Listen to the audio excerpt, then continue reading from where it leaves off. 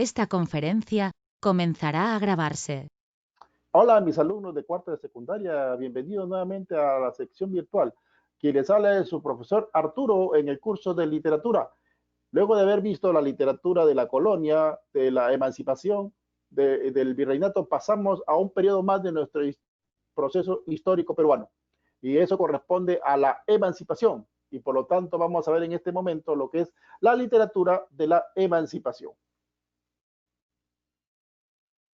Atentos y atentas a la explicación. La literatura de la emancipación, alumnos, es el periodo comprendido entre el siglo XVIII y el siglo XIX de nuestra era, de nuestra época histórica. Ahora, ¿qué acontecimientos históricos culturales se desarrollaron en esta literatura de la emancipación? Primero, a partir del siglo XVIII, España comienza a resquebrajarse.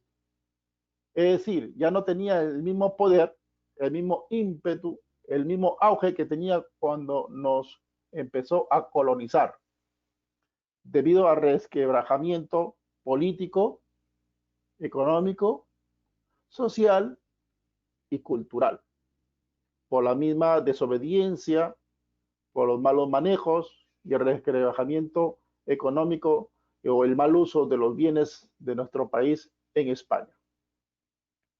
Otro segundo acontecimiento histórico-cultural que se da en esta literatura de la emancipación, surge el deseo de independización de la mayor parte de países americanos. Como ustedes recordarán, la mayor parte de países americanos, Perú, Chile, Argentina, Bolivia, Colombia, estaban bajo yugos, estaban subyugados, se encontraban dominados. Entonces surge ese deseo de independencia.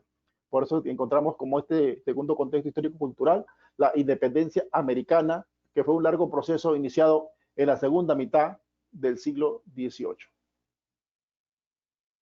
Paralelo a ello, surgen las nuevas ideas revolucionarias. Y esas nuevas ideas revolucionarias aparecen gracias, número uno, a la Revolución Francesa del año 1789. También a la independencia de los Estados Unidos el año de 1775, que favorecieron el proceso de independización, el proceso de emancipación de los países que se encontraban subyugados bajo el dominio de un país extranjero. Surge en esta parte también la revolución de Tupac Amaru II bajo la cabeza de José Gabriel Condorcanqui, cacique de Tuncazuca, Surimana y Pampamarca. Esta rebelión se llegó a cabo en la ciudad de Tinta, en el Cusco, el 4 de noviembre del año 1780 y constituye el primer indicio, la primera gesta, el primer grito de independencia, de emancipación del yugo español. Aparecen también aquí los intelectuales con nuevas ideas liberales, premunidos, influidos por las ideas liberales de la Revolución Francesa, de los grandes filósofos franceses, Montesquieu, Rousseau, Voltaire, con las ideas de libertad, igualdad y soberanía popular. Un aporte muy importante dentro de la emancipación peruana fueron, uno, la publicación del Mercurio peruano en la Sociedad Amante del País, liderados por nuestro prócer peruano, José Baquíjano y Carrillo e Hipólito Unanue. En esta parte también del contexto histórico-cultural, vemos que nuestra economía entró en un proceso de crisis. ¿Por qué nuestra economía entra en un proceso de crisis? Justamente por el desgaste y por el acopio de minerales sustraídos por los españoles. Otra parte muy importante que se da también en esta parte de la emancipación es la independencia del Perú en el año de 1821, la cual se logró después de varias batallas y negociaciones, siendo las dos últimas batallas que dan fin a la expulsión de los españoles en nuestro suelo peruano es la batalla de Junín y la batalla de Ayacucho. Sigamos entonces viendo lo que es las principales partes del contexto histórico-cultural de la literatura de la emancipación.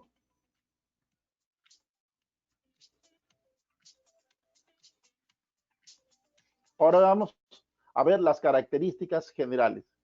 ¿Qué características generales se involucran o se vislumbran dentro de lo que es la literatura de la emancipación? Primero, se abandona la preocupación formal para centrarse en el fondo. Es decir, ya no se tenía en cuenta la forma, sino el fondo, el contenido, lo más importante dentro de las producciones literarias que se desarrollaban en nuestro país. Acuérdense que antes todavía continuábamos bajo el yugo español y por lo tanto nuestra literatura dejó de ser autóctona e independiente y se convirtió en una literatura totalmente copista, imitativa, una literatura que imitaba los moldes españoles y europeos como lo que se desarrollaba en Italia, en Francia y en otros países europeos. Los temas más importantes que se desarrollaron en la literatura de la emancipación fueron, primero, la patria, con connotaciones antiespañolas y separatistas.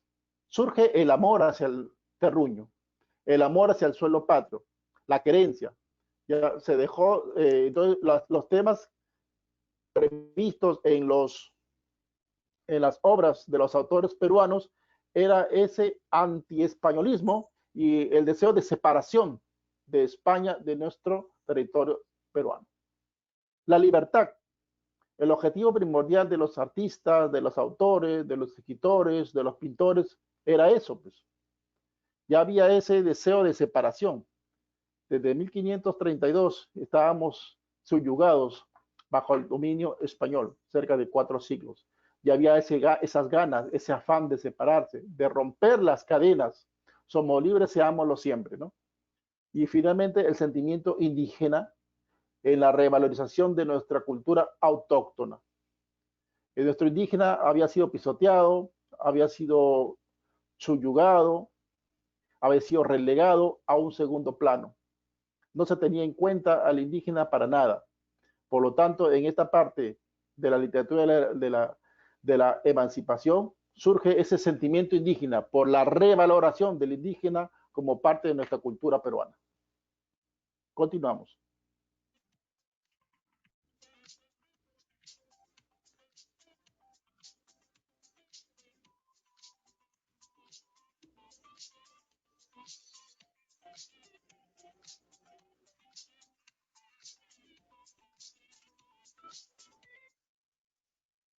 Ahora, ¿qué géneros se cultivaron dentro de la literatura de la emancipación?